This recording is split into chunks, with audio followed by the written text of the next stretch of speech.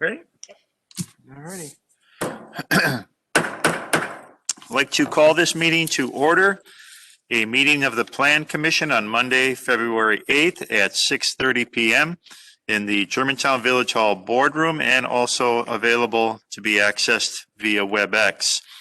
This meeting has been given public notice in accordance with Wisconsin Statute Sections 19.83 and 19.84 in such form that will apprise the general public and news media of subject matter that is intended for discussion and action.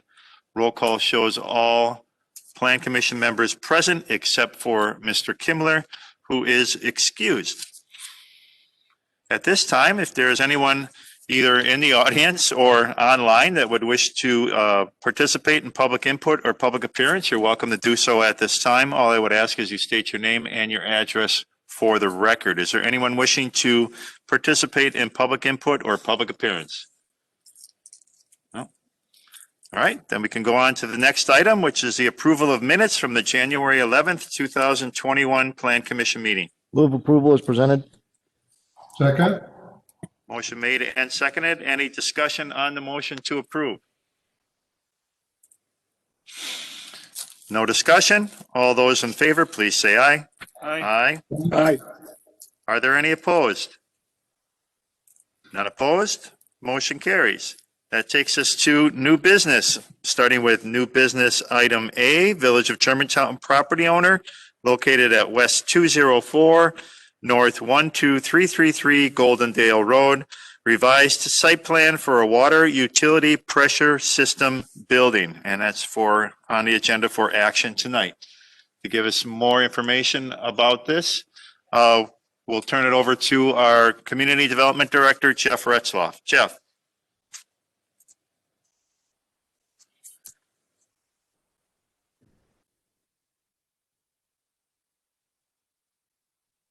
Can't hear you, Jeff. Can everybody see the screen I'm sharing? Yes. All right. The Germantown Public Works Department, on behalf of the village, is requesting approval of a revised site plan and building plans for a 1,040 square foot water system pressure booster reducer station on a quarter-acre parcel located on Goldendale Road, north of Freistadt Road and just south of the railroad as shown on the screen. The quarter-acre site was created back in 2018, and the pressure reducer station was approved in January of 2019 for the site. The site plan that was approved back then is shown on screen. It shows the relative location of the building and also the landscaping that was proposed and included as part of the site plan that was ultimately approved. The building design that was approved is as shown on the screen. It was what we call Alternative A back in 2019.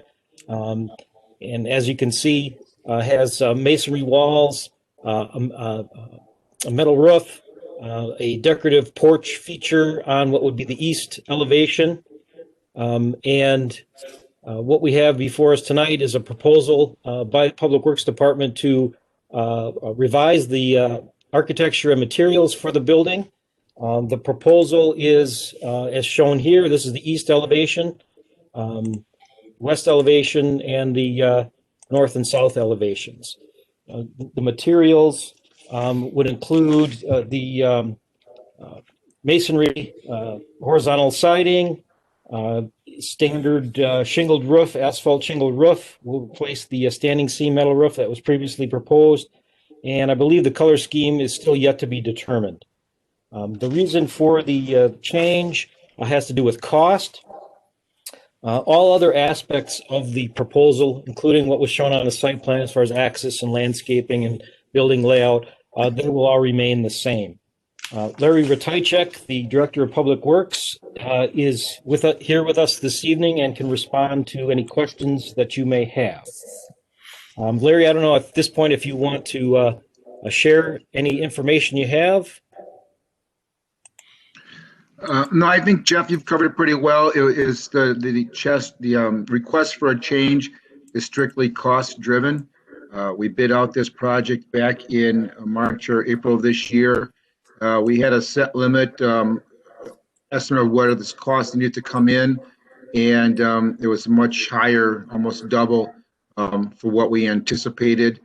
This cost is also, the estimated cost is also worked into the TID8 financial budget, and we're trying to adhere and be cost conscious about the items what we're building to try to follow the financial projections of TID8. The changes we've shown are really we've gotten rid of the metal roof and the porch and the overhang that goes with that, and reduce some of the brick on the exterior. Those are the major changes with it. Nothing was changed as far as the site plan.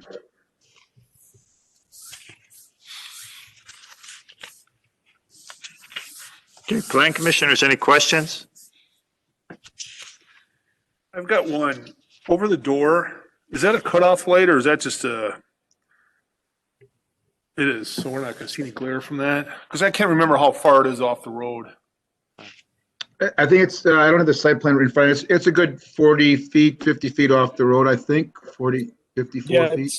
It's just going to be a down light at the door just to light the door area. Okay.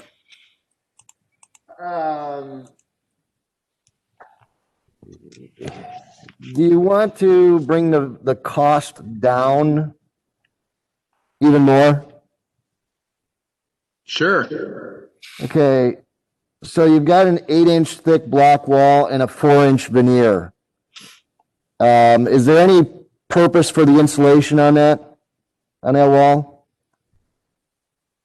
I think just trying to maintain, cut heating costs and things like that. Yeah, that's all. Okay, if you could go to a full 12-inch block wall, get rid of that outer layer and just do a through block and bring the upper part down to an 8-inch wall and just put the insulation on there. Then you wouldn't have to do the insulation part on the bottom half. And then you wouldn't need the angle that's holding up the brick. You wouldn't need any of that stuff. It's a simpler construction. I really don't see the need for the insulation on a building like this. So, Got it. Okay. so that might bring the cost down because you're doing a split face CMU veneer. You might as well just do a through block wall. So, Yeah, that would be very similar to how we built the Renwood sewage lift station. yeah.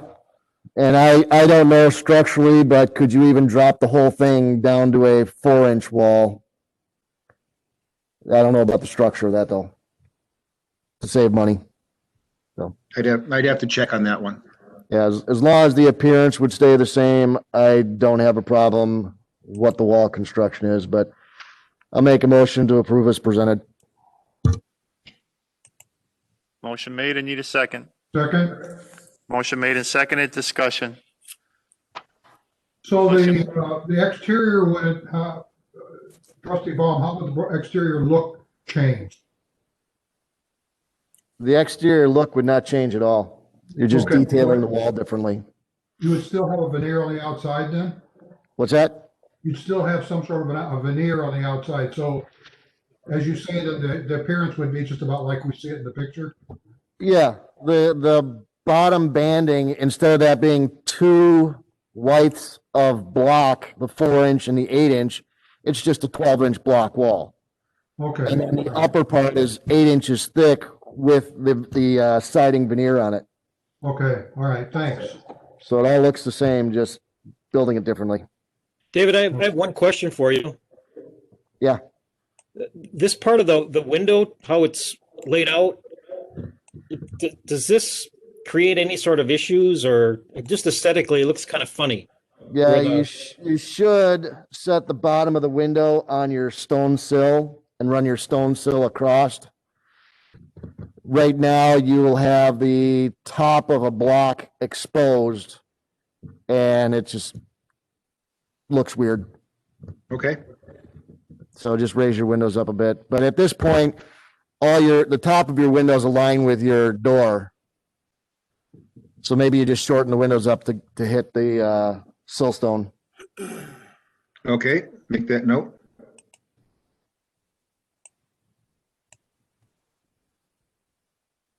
Further discussion? Are those actual windows or are they frosted or? I don't know the correct term. They're fall windows, they're dummy windows. You can't see through them, Okay. just for an architectural purpose. And at what price point would the roof, based on what savings could be possible from the suggestions made, could you go back to metal roof for longevity rather than 20-year roof? I wouldn't know the cost savings on eliminating the face brick. The savings on the roof, if I can remember correctly, were somewhere in the range of $17,000 to $20,000. Yeah, you're not going to get that with the block change. Okay, because it's just the metal roof gives you longevity, where that shingle roof, you're going to be changing it out 15 to 20 years. There's no gutters on it anywhere? Yeah, So I didn't see it. right there. Oh, okay. I see it now. Okay, further discussion? No further discussion? All those in favor, please say aye. Aye. Aye. Are there any opposed? None opposed, motion carries. Next item under new business is new business item B, Village of Germantown property owner located at North 112 West 17001 Mequon Road. Sign review application for a monument sign replacement on the Village Hall Library property. Give us more information and background on this. We'll turn it over to our associate planner, Emily Zant.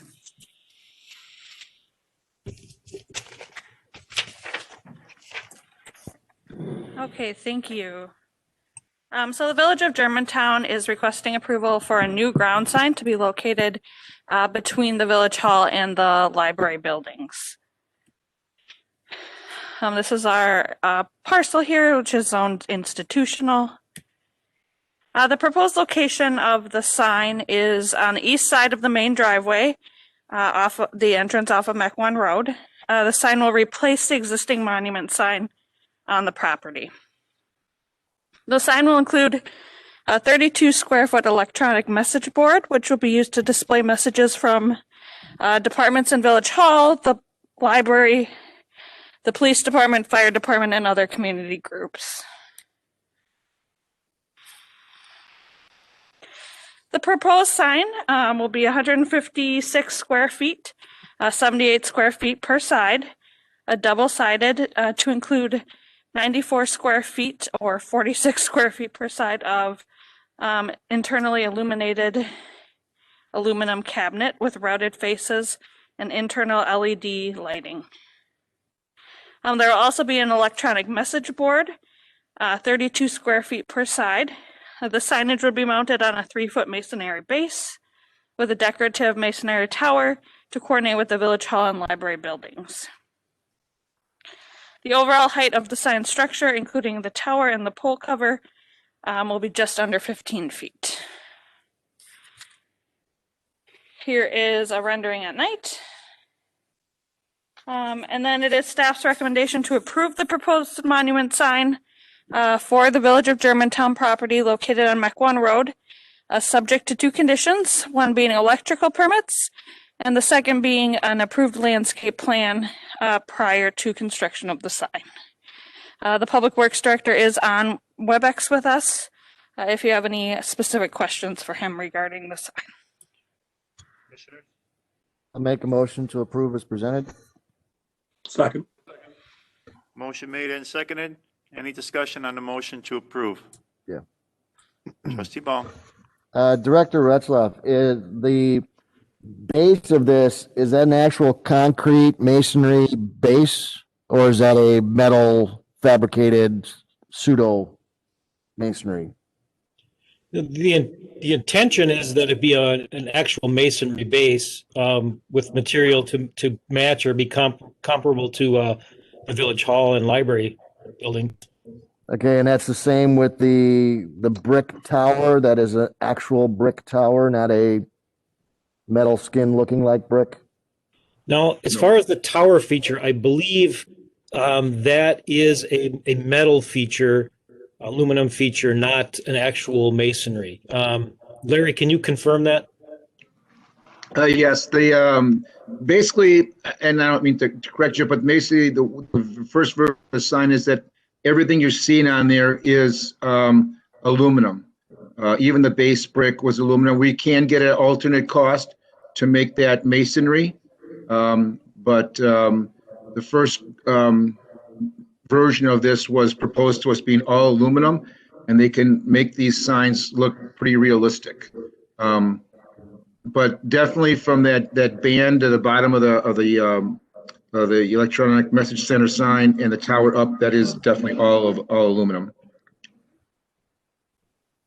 We will need We did address this at the Building Construction Oversight Committee, and I did address that they had to encapsulate the entire sign, even on the bottom, for the prevention of allowing rodents into those areas.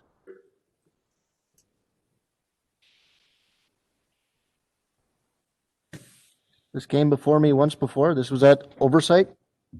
Yes, Oh, man, I don't remember it. been approved through that committee. Was I there that day? Yeah, you were. Multitasking. It was back in April. I am concerned about the aesthetics of that tower element. Can the manufacturer show us some photos of something they've done similar? I know on the stuff we're doing in the park, everybody's complaining that it's not real. And this is even less than not real. This is just a printed image. I can request some samples of what would be done. Yes. Or some examples that are nearby to look at. Yeah, my main concern is the dark bricks, if you will, that whole thing truly looks like a brick enclosure as opposed to a solid panel with dark brown squares on it. So I surely can investigate that more. I would suspect that if that were to be all masonry, right now that sign has a skeleton structure of I think it's like an 8-inch diameter steel pipe weldment that would go through the tower, and then 2 pieces horizontally, and then the skin is placed over that. I would think that if we go to a mostly masonry structure, it may price us out of the ballpark here. yeah, I realize that, but I don't want something that looks cheesy out there just the same. So let's. I'd be a little concerned about how it will hold up over time. Landscaping, trimming, things like that, bumping into that to the metal. I can just kind of picture the ends breaking open or something like that. So I want to be clear though, that base that looks like brick or blocks and what looks like a concrete slab under the sign itself, that would all be aluminum also? Yes, Okay. as presented. Yeah, but the code requirement is that it be masonry, so we really will need to get some sort of alternative bid on that. Which Yeah, can be done. I don't know whether to use the word cheesy, but I like the way that we set our buildings and our facilities off now. I just think this is a step down. Step down in terms of just the materials or the design, the layout? No, I don't mind the design, Jeff. It looks nice. I'm just worried about durability. I just think it'll decay faster than masonry. Well, if you're going with the base, the bottom part in actual concrete block, that will hold up. Yeah, that's what I'm thinking. The fact that you've got the aluminum 3 feet off the ground would be fine.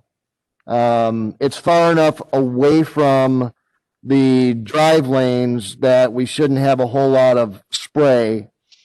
And I know the sign companies are going more and more with this concept. all around the state. The aluminum top half. Yeah. I'm not so I don't really have a major concern on the aluminum top half. I just don't like the base being aluminum. Yeah, as Jeff pointed out, it has to be masonry per our ordinance. So I guess that kind of clears that. So that's going to have to be rebid then, right? Yeah. Okay. And then, This project has not been bid yet. We're going through all the channels of all the committees for approval like we're doing tonight. Okay. you need to get our address on the bottom of there too? Not with a multi-tenant sign because the addresses are different. Is the name of the library, is that what it is now? I mean, it used to be who donated the monies for some of that library before it had their name on it. That's all changed. No, I believe the library name is still the same. It's I forget the family name that goes with that, but arguably we just couldn't fit it in that space on the sign. Okay, we're not going to insult or have anybody's I don't want to say the term feelings hurt, but will there be any fallout based on it just saying public library? Well, that is a good question. We can present that to the library folks and see what their reaction is. Right. What, call it Meyer. Is it the Meyer Public Library or is it the Meyer Library? I think public's in there. Isn't it? I don't know. Meyer, I thought it was like Well, I don't know. Rao or something. It's a long name, like Deer Worcester or something like that. I Yeah, can't- it is a long name. Right.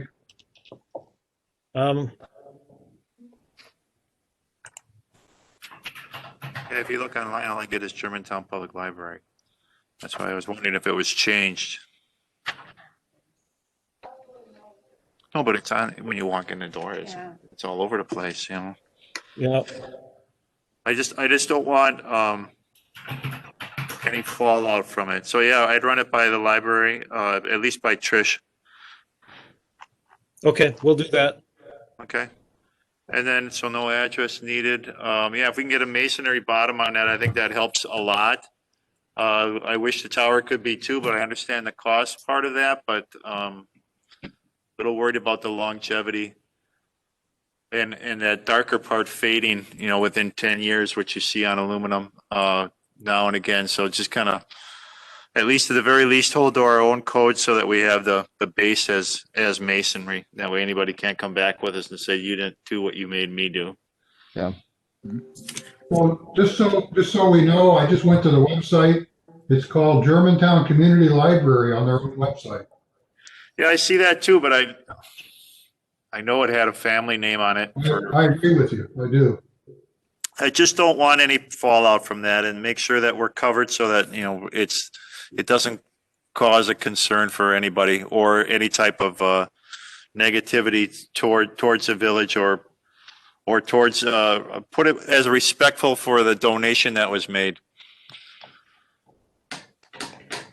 So the Go ahead. electronic message board is the farmer's market portion of this? It doesn't extend over to the public library, the village hall? No. Okay. So it's Well, the intention was to use the black with the white lettering, the public library and village hall as sort of a wayfinding feature.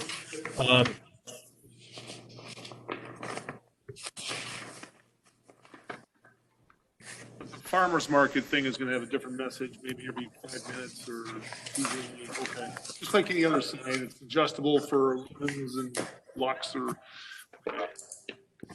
Yes. Further discussion? Hey, Jeff, this is Bob Williams. Just one quick question on the electronic message board. Yes. So the code said that the message board isn't supposed to be more than 40% of the overall sign. If I just take the size of the message board as a percentage of each of the sides, it's a little higher than 40. Are we okay with that, or do we need to make an exception in the approval for that? Or am I just not calculating it the way that the code is written? Well, we can compare figures on that, but Okay. the calculation was right at 40% from what I recall. So Okay. Yeah, I just took 32 square feet divided by 78 square feet. It gets us to a little over 41%. So I just wanted to make sure it was okay. Jeff, this is Larry. Can the requirement for the masonry base, does that have to be worked in as one of the conditions of approval, or is that something just following code? it's a code requirement, but typically we would include it as a condition of approval. I will Just add to make it that, clear. I will add that to my motion to include that as part of the condition. That's acceptable to the second? Yes. Okay, thank you. Further discussion on the motion to approve? No further discussion? All those in favor, please say aye. Aye. Aye. Hey, One opposed. Mr. Williams. Next item under new business is new business item C, Community Development Department discussion of the neighborhood district and corridor land use plan and overall 2050 comprehensive plan update project. To give us more information on this, I turn the meeting over to Community Development Director Jeff Retzloff. Well, thank you, Dean. We, the consultants and staff, we're not prepared to deliver any new information on the land use development plans tonight, as we did at our last meeting. So our discussion tonight's going to be limited to just basically a status report on our upcoming activities and then responding to any questions that the Plan Commission members might have. We are going to have a meeting in a couple of weeks on the 4th Monday of February on the, I believe that would be the 22nd. And we'll be presenting some more neighborhood district and corridor development scenario information, as well as talking more about our upcoming community meeting. With that said, the second community meeting, the last meeting we had, we discussed the tentative schedule for possible February 10th date. That's not happening. For a variety of reasons, we've decided to move the next community-wide meeting into mid-March, so we can accomplish a few more things, including adding more content to and finishing up the social pinpoint website in advance of the meeting. We also want to make a more concerted effort to advertise and invite village residents, businesses, and property owners to participate in the meeting. We thought we'd need a little bit more lead time in order to do that. And also to just generally let people know that the 2050 plan project has been rebooted, so to speak, and to let people know generally where they can go for more information and how to participate in all of our future meetings and activities. In discussing this with the consultant, in addition to website, advertising, email, send out social media blitz, and cable TV, we're looking at possibly mailing out a postcard or other flyer to residents and property owners, much like we did with the community survey, in order to get that word out and advertise for our next community meeting. I know at our last discussion, there was a little bit of concern expressed by some individual property owners who thought they had missed out on an opportunity and were trying to bring forward their own proposal. So that was kind of made it clear that we need to do a better job of letting people know we're back on track with the planning project and let them know when and where they can participate. So with that, the tentative date for the community-wide meeting as of today is Monday, March 22nd. That would be the fourth Monday in March. And I would, at this point, if you have any comments or questions about that, or if you know you can't make it, please let us know. With regard to the schedule, if you have any questions, let me know. And at this point, if you have any questions or comments about our land use scenarios that we discussed at the last meeting, we can discuss those now, or anything else that you want to discuss related to the 2050 plan.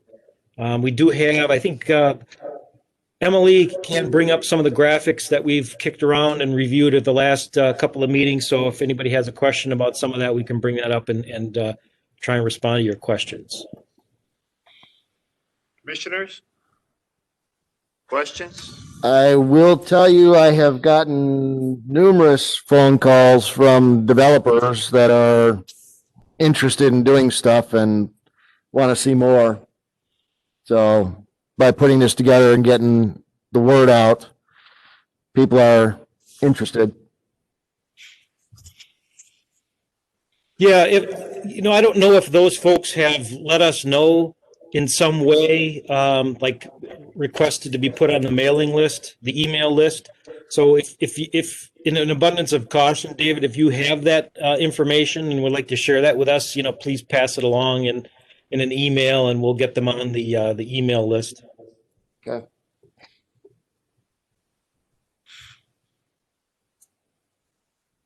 Any other questions, comments about what we had gone through at the last meeting in regards to any of the neighborhoods that were shown, or any of the additions or suggestions for enhancements that were shown at the last meeting? No? Too cold.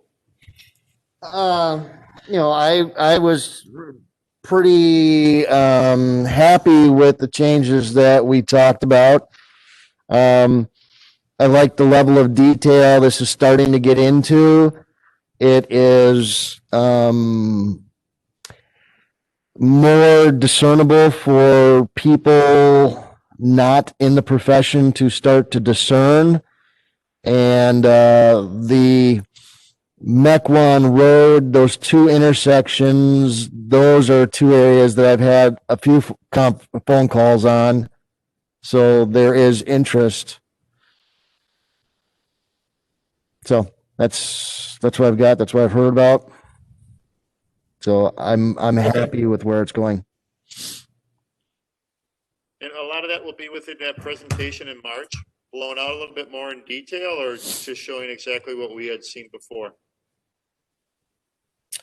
I think there'll be a little bit more meat on the bones, so to speak. But the general concept will be the same as far as the presentation and discussion. What we'll be doing principally is introducing the social pinpoint website that this information will be available on.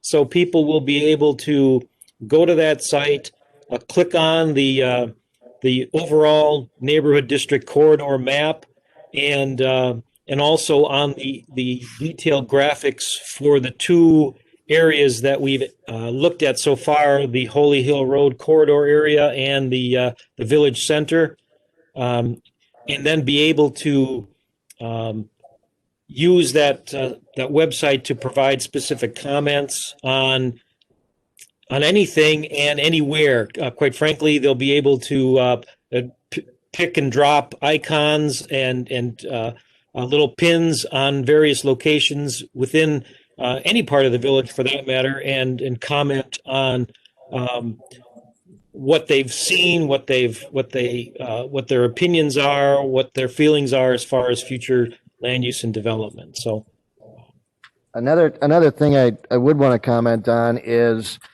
many of the people I have talked to about this area that's on the screen now are all coming forward with the statement that it has to be multifamily. So the land value is just driving the fact that they've got to get multiple residents in there. They got to get a higher density in there to afford to do any type of redevelopment in this area.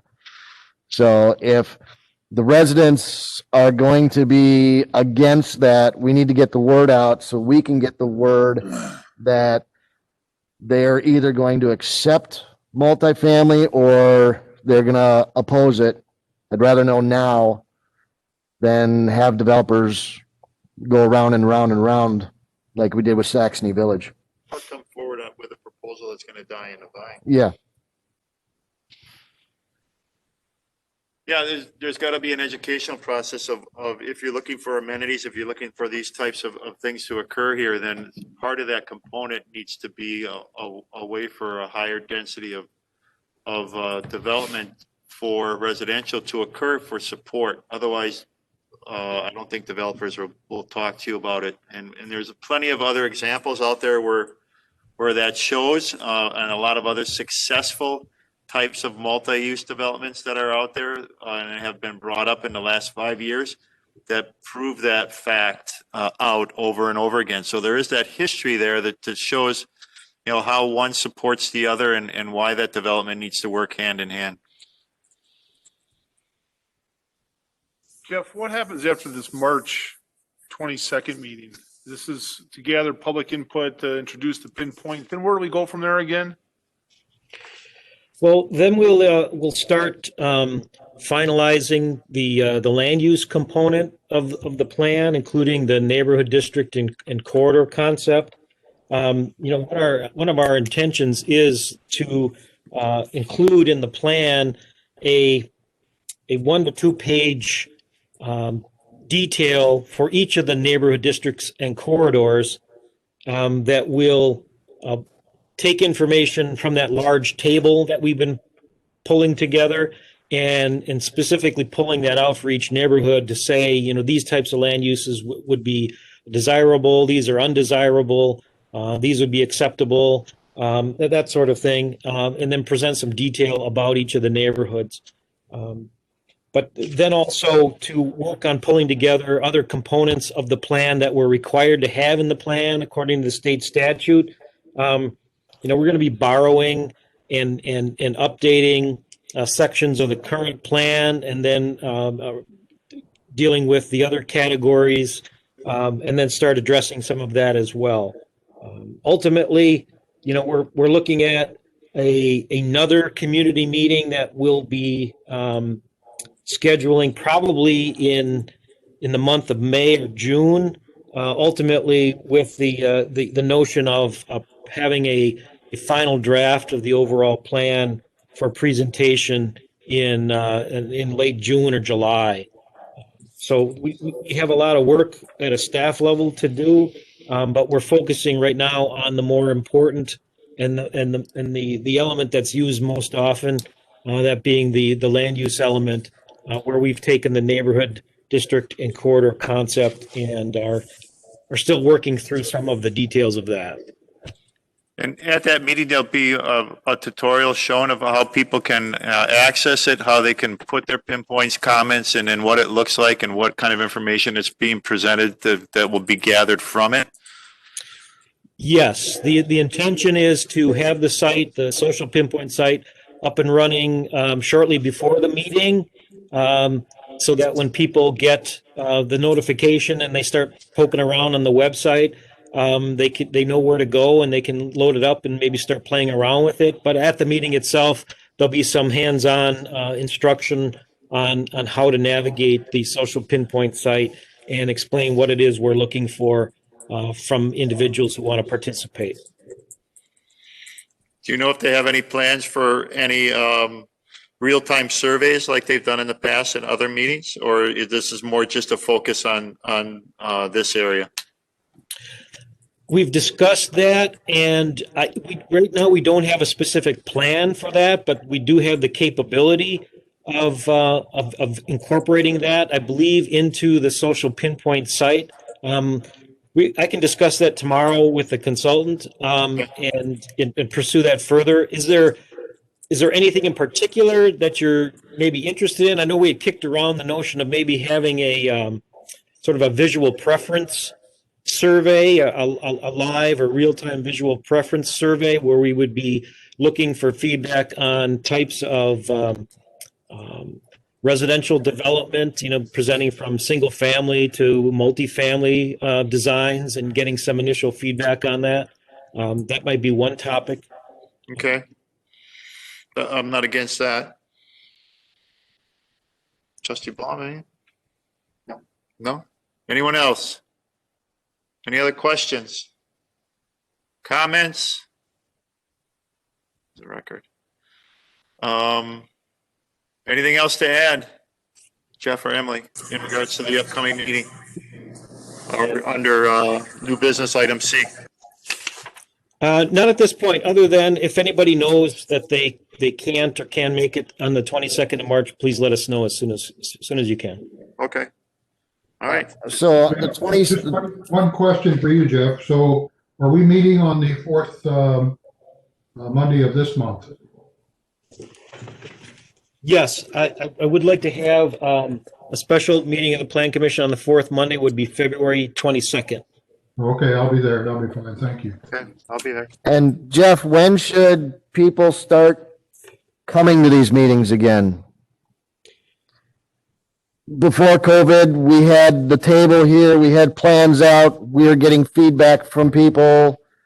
Should they not come to the next two meetings, or should they? What do we? No, they certainly can come and participate. What we're not going to entertain, as we discussed at the last meeting, is individual requests, if you will, for how their or other properties should specifically be used or developed.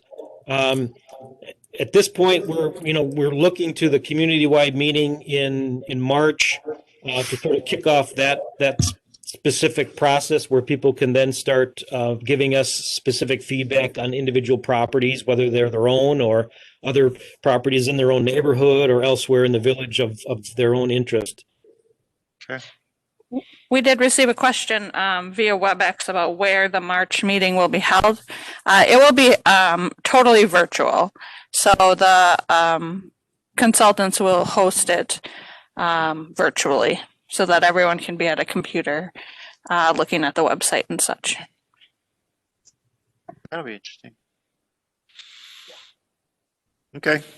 Anything else in regards to new business item C? No? Does anyone have any announcements they'd like to make? Hey, Dean, this is Bob Williams. Just one quick note. Apologize for interrupting. I had sent you guys a couple of chats right after it took place, but earlier on the vote on the sign, it was not Bob Williams who voted nay or no, just for the record. So I'm not sure if somebody else voted no, but you had mentioned my name after I had voted in favor. So, okay. Did you get as a no? Oh, we thought it was, who was the nay on that item B? I could have swore I heard a nay.